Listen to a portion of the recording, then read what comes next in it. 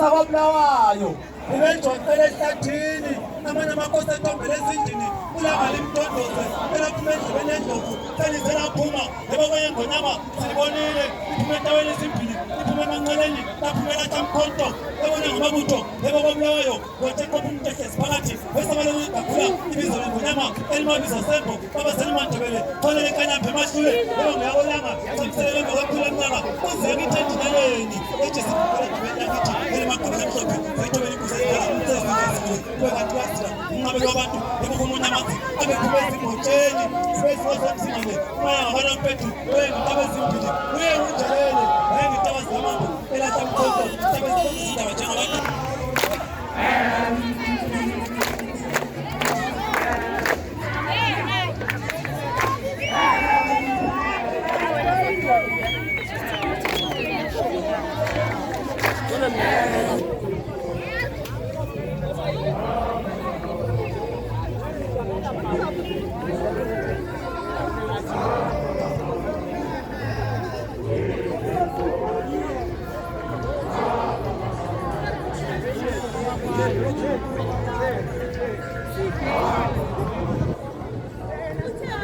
zima kodwa ukucaca ukuthi wena uqhamuka isizwe esineqiniso futhi nediscipline uzibonakalisa ngezenzo izenzo ke unguwo lo unembeza ubugebengu lempilo indlela mnyama kungenzeka umphilisa umuntu okwesikhatshana kodwa ungaphumelela ngokwesikhatshana wathi ekugcineni asazi ukuthi uzophelela kuphi ubuye sokhalela kwathina kodwa thina asengabantu abanjalo labezithi ingakho ngiyakhuza ngithi mina nanxa impilo isixakile okungakanani ningalinge liziphilise ngobugebengu lomncane ngicela lizihloniphe lize lizihloniphe izindawo kanye lamazwe lapho likhusele khona lezi simo esiphakathi kwaso sizodlula thwaka zomuhle ngicela libambe libe yimbumba ibambane lakhe inhlelo ezizoziphilisa njalo livuselele izwe lenu mhlazana kwalunga ngoba kusizalunga kungasekudala lokho ngiyamthembisa ngicela liphatheke ezinhlelweni zezizwe zokwakha amathuba omnotho okuvele seziziqalile ngaphansi kobukhosi benu.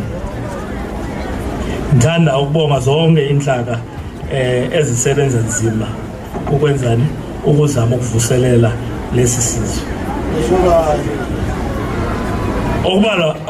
Okubalwa kakhulu yimi ngamabutho omdabu kanye lensizwa ezisencane amaguqa. Izintombi zesizwe kanye lamatshitshi.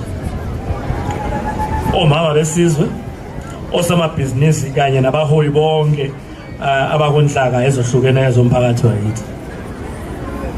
Ngibonge abezemidlalo ohlukeneyo kanye lama artists abenze lo msebenzi wabamuhle. Ngibonge izithekeli zethu zonke ezigavile ezibeyingxenye yomcimbi wanamhlanje. Ngibonge abezokuphepha ngokusigcina siphephile. Ngibonga abaholi bomphakathi abasiphe imvume yokuthi senze lo msebenzi lapha namhlanje. Bami ukuthi ngivalelise kodwa ngike nganikeza isizwe isikhathi sokuthi sibhodle sikhulume ukuthi yini esidingayo ebukhosini baso. Impendulo yona ihambe kanje. Ngizocela ukudobha esikhiweni ngoba unabanye ngifisa ake bayizwisise le ndaba ngizoyikhuluma bangathi hayi isithwakazi thina sizi kahle ngifisa bayizwe ngendlela engenye namuhla.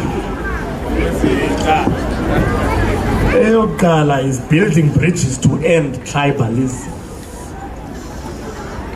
Tribalism. Yazi ungahamba ubheka uzibuza uthi i-root cause yenkinga esizithola sibuye sikuthwakazi yini kahle kahle. Abantu bazobhala izincwadi ezindoma 100, 300, 400 pages. Kanti it's only one word esihluphayo. It's tribalism. Umuntu azibone engcono kunomunye omnyama ngoba yena esibiza into ethize. That is actually what tribalism is actually what it actually is. Lokho futhi siqede ngako. Laba baphethe ukukhuluma nabo bayazazi bangobani. We need to bring an end to tribalism.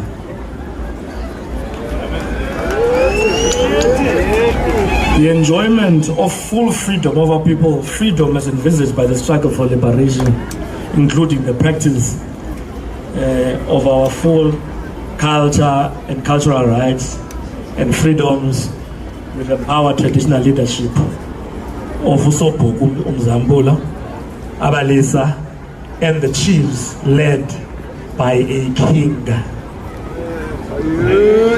By a king. Akuna traditional leadership ekhoyo la ngaphandle kwenkosi, ngaphandle kwesilo.